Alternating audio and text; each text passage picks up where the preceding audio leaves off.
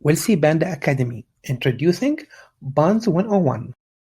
Bonds are a popular alternative to the stocks.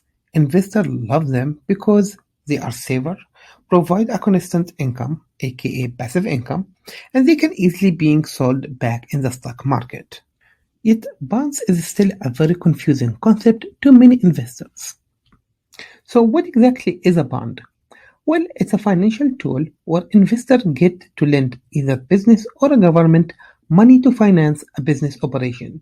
In exchange, the investor get to make some profit.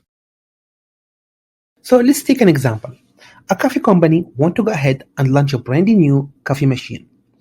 This coffee machine will cost them $100,000 to build it up.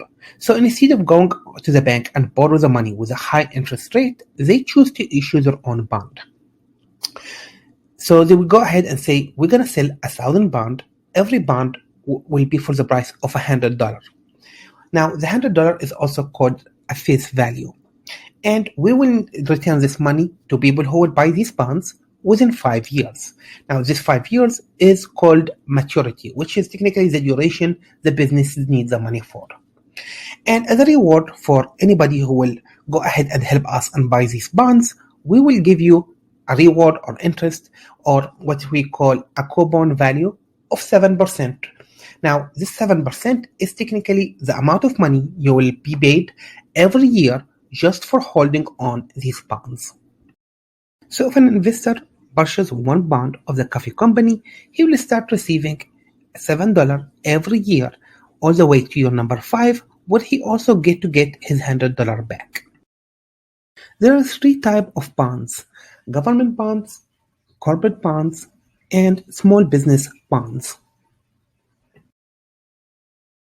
Each type of bonds have its own risks and rewards.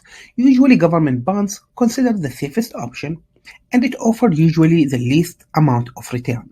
People who would like to maximize the return would have to look in either corporate bonds or even small business bonds.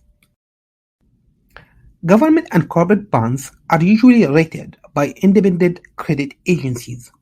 These credit agencies look at how the bond issuer doing overall from a debt and risk perspective, and based on that, they would issue their own rating.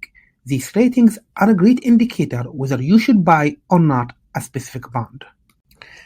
Investors should always do the research on the bond issuer before buying the bond. Every bond is as good as its own issuer.